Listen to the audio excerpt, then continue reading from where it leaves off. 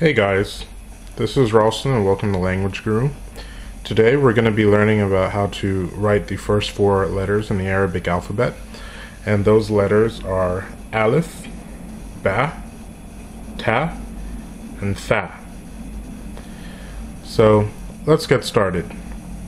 The first letter we're going to learn how to write is the letter Alif, which makes the long A sound in Arabic. That's A. And Aleph is actually one of the few letters or a few characters that stay pretty much the same, no matter on what position they take in a particular word. So writing Aleph is simple. You just place your pen down and drag it down. Same with the initial position. It looks exactly the same. But in the medial position, that's when it's in the middle of a word, i.e., in other words, following another letter, but also it has another letter coming after it. Aleph looks like this, so you start with your pen a little further down than you would normally, and drag it to the left and up. So in its medial position, Aleph connects on its right side, but it does not connect with anything on the left. And it's going to be the same thing with the final position. So again, you just drag it to the left and up. Next, let's talk about the letter Ba. So Ba makes the B sound in Arabic, Ba, and isolated, it looks like this. You start with your pen a little bit to the right, drag it down a bit to the left and up again, and then make sure to add that dot at the bottom. That's very important.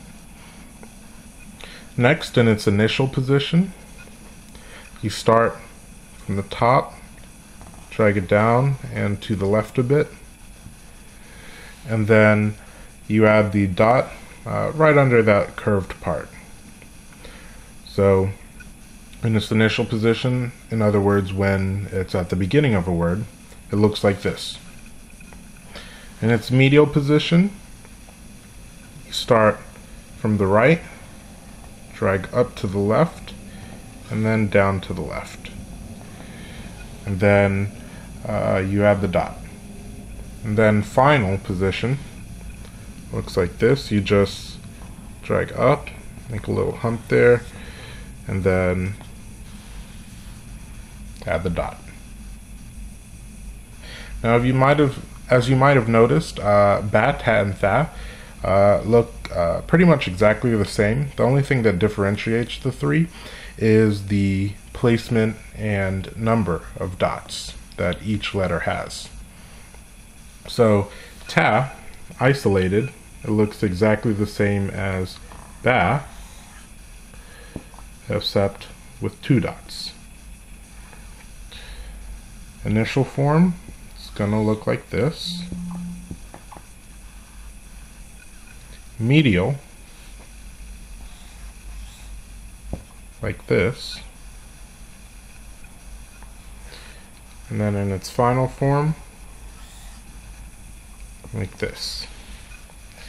Now it's important, I don't really have dividers here, but you don't want to be confusing these dots. So I'm going to put a little line here so that we know which is which. Okay, last with Thaa, which makes the TH or th sound. Again, looks exactly the same, except with three dots at the top. So in its initial form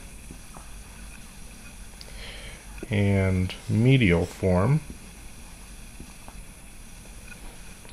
and then finally in its final form. Now, one thing of note is that when writing the letters Ta and Tha, is that depending on what style you're writing the letters in. You may see the Thaa look like this.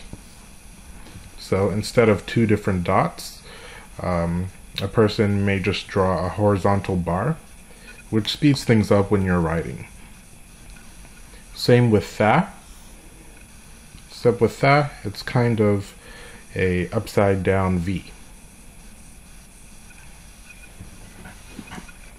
Last, I want to show you how to write one word that you can spell using just these letters. That word is the word Bab in Arabic. Bab is the word for door. So to write the word Bab, you start with your pen, drag it down and to the left a little bit, and drag it up to create that Aleph, and then you draw the Bab and make sure to add those dots, very important. As you can see here, since the Aleph does not connect to the Bat, the Ba shows up in its isolated form. This is the same with any letter that doesn't connect to the letter which precedes it. Last, I'll also show you how to write the plural of Bat.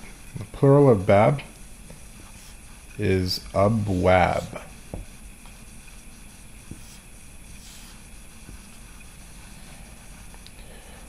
So now you know how to write the first four letters in Arabic, and you also know your first word, or another word at least, and that's Bab, and the plural is abwab.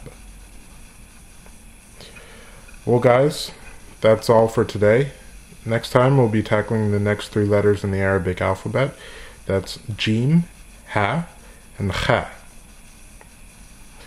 So until next time, if you like the video, make sure to like, subscribe, share it with your friends, and check out more language resources and interesting language lessons and things about language at languageguru.tumblr.com.